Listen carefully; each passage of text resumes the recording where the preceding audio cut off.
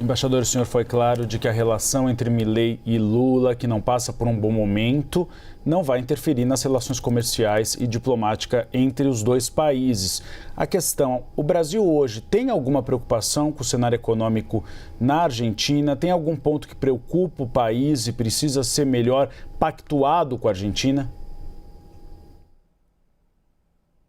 Eu acho que a preocupação que o Brasil tem hoje é a preocupação de todos os argentinos também. Quer dizer, há um plano econômico bastante ambicioso do governo argentino que está sendo implementado, mas cujos resultados ainda não são muito claros. Então, o que eu ouço do setor privado brasileiro é uma posição de expectativa, até um certo otimismo cauteloso na expectativa de que as regras de jogo sejam claras e que o Brasil possa, as empresas brasileiras possam fazer os seus negócios com a Argentina de uma maneira previsível e tranquila. É óbvio que, nesse primeiro momento,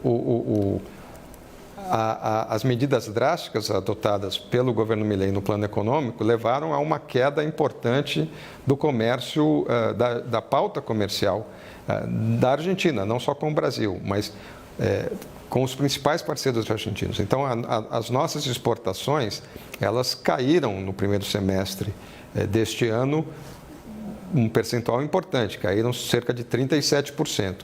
Mas as importações de países como China e Estados Unidos caíram mais ainda. Então, o que está acontecendo hoje é um impacto na balança comercial argentina dessas medidas drásticas econômicas tomadas internamente.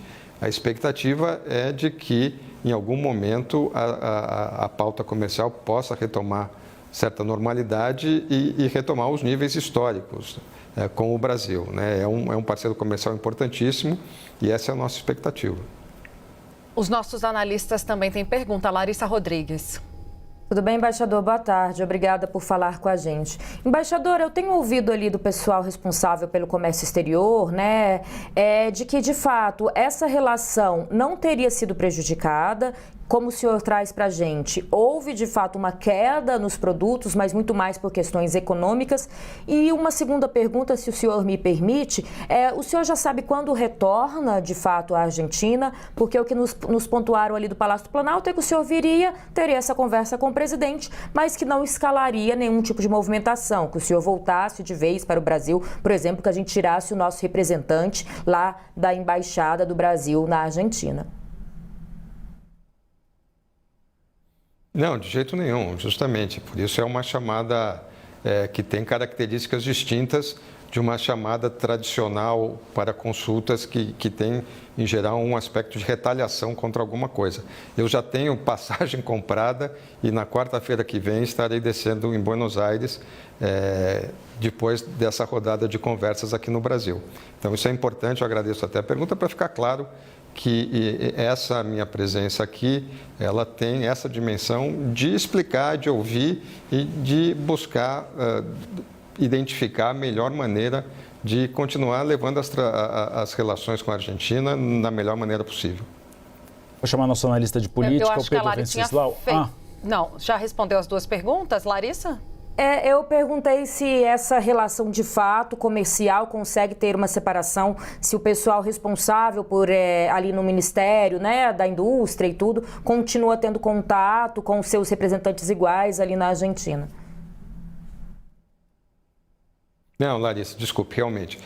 Não, tudo segue com absoluta normalidade nesse sentido. Claro que há preocupação pela queda das exportações brasileiras, como eu mencionei, mas uma compreensão de que isso é algo circunstancial em função justamente da profundidade dos câmbios, das mudanças econômicas que estão ocorrendo na Argentina.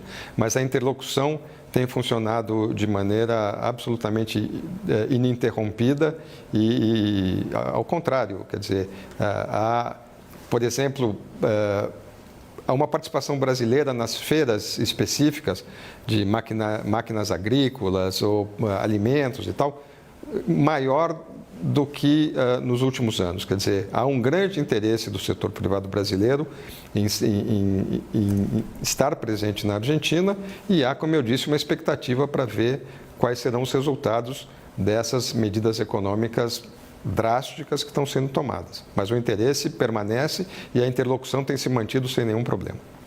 Pedro Venceslau. Embaixador, do ponto de vista diplomático, a visita de Javier Milei ao Brasil, sem ter encontrado com o presidente Lula e ter participado de um evento com os opositores do atual presidente, é considerado uma descortesia? Não, olha, é algo que foge das normas tradicionais da relação entre os países. Mas se a gente analisar o modo de atuação do presidente Milei, é algo que ele já fez em outros países. Quer dizer, foi o que ele fez na Espanha, foi o que ele fez nos Estados Unidos. Ele foi 5 vezes aos Estados Unidos e nunca se encontrou com nenhum membro do governo americano.